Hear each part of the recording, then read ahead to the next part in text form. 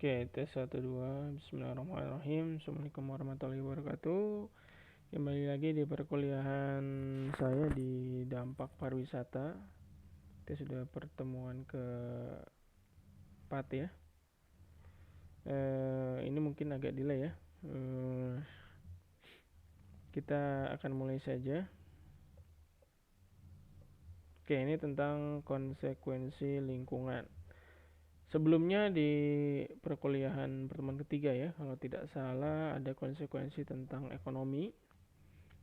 Yang sekarang kita akan membahas tentang konsekuensi lingkungan. Oke, konsekuensi lingkungan adalah dampak dari faktor lingkungan itu sendiri can be observed at all point of the tourism processes. Jadi dalam kegiatannya pariwisata pastinya ada footprint ya, atau blueprint atau jejak kalau sekarang jejak digital ya, jejak mengenai dampak ekologisnya seperti apa. Tourist behavior pattern, although not necessarily motivated solely by environmental condition, are clearly influenced by them through choice of destination and length of stay. In other words, climatic feature and newly discovered and developed natural attraction may influence tourist loyalty to, substitution of, and behavior in tourist destination. Oke, jadi dari narasi atau paragraf ini dapat kita ketahui bahwa ya lingkungan itu berdampak juga ya. Jadi wisatawan kalau berkunjung ke suatu destinasi atau lamanya tinggal itu berpengaruh juga dengan kondisi lingkungan. Oke. Next ada Budowski 1976 suggested different relationship can exist between those promoting tourism and those advocating environmental conservation. Jadi ada saran ya tentang hubungan dari mempromosikan pariwisata dan bagaimana kaitannya dengan konservasi lingkungan. Tourism and environmental conservation can exist in a situation in which both can promote their respective positions, remain in isolation, and establish little contact with each other. Yang berikutnya, tourism and conservation may enjoy a mutually supportive or symbiotic relationship where they are organized in such a way that each benefit from the other. The third, tourism and conservation can be in conflict, particularly when tourism induces detrimental effect to the environment. Jadi ini ada semacam bermata dua ya. Jadi di satu sisi sebenarnya ingin mempromosikan pariwisata itu sendiri, tapi di sisi lain untuk konservasi, tapi ini kaitannya bagaimana di sini juga ada simbiosis mutualisme ya, jadi saling menguntungkan, tapi di sisi lain juga akan mengundang konflik ya. Mungkin ada beberapa tempat yang lingkungannya tidak begitu suka dengan adanya aktivitas pariwisata itu sendiri. Next. Conservation grow from a number of independent roots of which. Ini dari Claire Gunn ya. Ini buku yang terkenal waktu saya sekolah di perencanaan pariwisata in 1978 has list 4. There was a social concern to which the park movement owes its beginning. The growth of industry and commerce and their associated ills stimulated a demand for park and open space. There was an emphasis on the efficiency of resources use, particularly of non-renewable resources. Early expression stress maximum utilization but with limited environmental degradation. Conservation also incorporated a notion of aesthetic enhancement. This is particularly significant in a recreational context. One major tourist activity is sightseeing, which depend heavily on the qualities of the natural environment. Number four, more recently, conservation has gained a scientific and ecological emphasis in which the maintenance of balance between human and environment, environment environment is of prime importance ya. Jadi di sini ada 4 ya yang jadi akar bagaimana konservasi itu di-list oleh Clergan. Yang pertama ini mengstimulus bagaimana adanya semacam open space atau park ya, taman. Ini yang concern di sosial. Jadi awal mula untuk suatu konservasi dimulai dengan adanya ruang terbuka hijau. Yang kedua, bagaimana untuk efisiensi sumber daya alam khususnya yang tidak bisa terbarukan ya. Jadi misalkan kayak tambang ya, banyak tambang-tambang saya kasih contoh Kepulauan Bangka Belitung, dia tambang timah. Bagaimana caranya agar si timah ini tidak dijadikan kegiatan yang utama ya, karena dia tidak bisa renewable.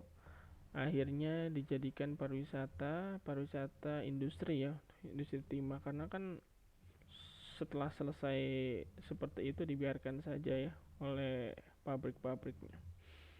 Ada beberapa istilahnya blueprint atau dampak lingkungannya cukup besar. Bagaimana lingkungannya bisa dikonservasikan, bisa dibangun kembali dengan adanya dampak dari tambang itu sendiri. Yang ketiga ya, ini juga mengenai kualitas pariwisata di lingkungan ya, khususnya pada wisata alam ya, bagaimana wisatawan hanya mampu melihat-lihat saja ya, tidak megang-megang, tidak mungkin di sini contohnya apa ya. Tapi itu biasanya harus ada interpreter, ada guide-nya ya, yang menjelaskan apa sih itu tanaman itu, fungsinya apa. Jadi ada storytelling di sana. Jadi sambil melihat-lihat ada juga edukasi yang diterima oleh wisatawan. Yang keempat, ini bagaimana si konservasi itu meningkatkan keingintahuan ya. Jadi ada semacam wisata edukasi. Biasanya di wisata alam itu juga menyediakan observasi atau pemantauan binatang tertentu ya, yang endemik ya. Jadi di situ bagaimana caranya agar wisata alam mampu membangkitkan semangat untuk mencari ilmu khususnya di bidang keilmuan alam ya, biologi berarti. Okay, next. Solid strategic alliance between tourism and conservation offer considerable potential for mutual benefit, both for sustained tourism growth and for the conservation of biodiversity and the component of the natural environment. Di sini ada atribut yang di-share oleh Berkeley 1999.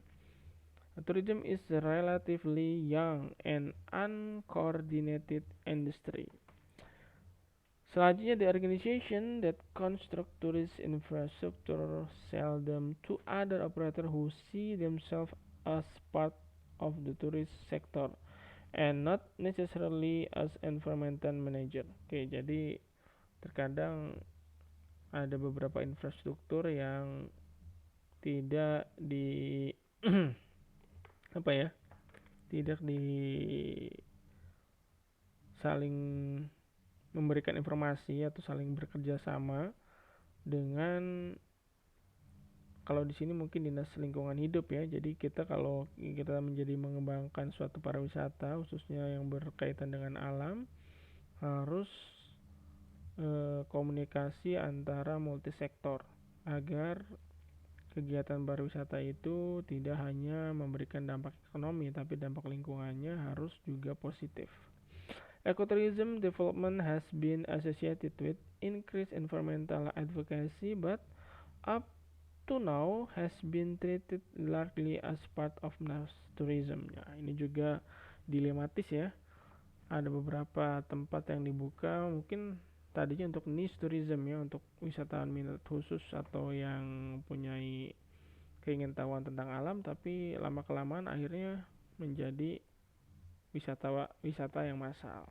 The tourist industry has only recently acknowledged its own environmental impact and embraced the need for environmental planning and management. Nah, itu butuhnya seorang perencana pariwisata bagaimana meminimalisir dampaknya. Tidak mungkin kalau dampaknya kita hilangkan, pasti ada, tapi bagaimana meminimalisir dampak dari lingkungan yang ditimbulkan dari pariwisata. Selanjutnya, commercial tourist demand for access to and use of natural park and the growing issue surrounding overcrowding within the park. Yang terakhir, growing demand and competition for natural environment previously used only by local and private recreationists. Selanjutnya, conservation within tourist environment has taken for principle. Ini ada bentuk-bentuk prinsip dari konservasi yang berkaitan dengan lingkungan ya. The first, tourist has stimulated the rehabilitation of existing historic site, building and monument. Ini contohnya Pulau Rinca ya. Kalau Akang Tete nanti bisa buka Google, ini Pulau Komodo ya, ada Pulau Rinca. Secondly, tourism has stimulated the transformation of old building and site into completely new tourist facility. Thirdly, tourism has provided an impetus and often the economic mean for the conservation of natural resources. Fourthly, tourism has been responsible for the introduction of administrative and planning control which have been adopted in order to maintain the quality of the environment and to ensure the provision of satisfying experience for visiting tourists. Oke, selanjutnya kita beralih ke subbab tentang greening of the tourism industry and the beginning of putting effective environmental action into good business practice. Many of these initiatives are detailed by White, 1994. Old equipment, plant, and building are being modified or replaced with more energy efficient. Oke, ini bagaimana kaitannya suatu perusahaan khususnya di industri pariwisata untuk ikut terlibat dengan kampanye Green Tourism Industry. Ini beberapa inisiatif atau beberapa contoh yang didetailkan oleh White ini berkaitan dengan peralatan yang ada di suatu ruangan yang diganti dengan peralatan yang lebih efisiensi energi and less polluting alternative. Hotel have implemented waste management, recycling and reuse policy. Hotel and other tourist services have initiated many energy and water saving initiative. Makanya kalau kita ke hotel ada tulisan ya. Atau sekarang kalau kita sikat gigi ya ada juga kan di tulisan di odolnya matikan kerannya ya kalau tidak dipakai. Electronic sensor and water faucet aerator to control water flow. Ini juga ada ya. Sekarang udah modelnya kayak gitu di masjid-masjid juga ada, nggak di hotel aja. Gimana air yang otomatis kalau ada sensor di depannya baru keluar airnya. Retrofitting lighting system with long lasting low energy bulb and replacing boiler system used for heating, ventilation and air conditioning with computer control water resource heat pump. Oke. Selanjutnya, institution realigning purchasing decision to support responsible product and packaging. Assist recycling and reducing waste have brought business benefit and reduced costs.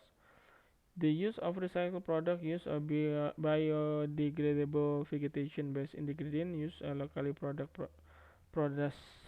and the purchase of product with reduced packaging and in reusable and returnable container. Many large tour operator prefer to contract accommodation from properties that adopt environmentally friendly business practice. Wah, ini kayaknya di luar ya.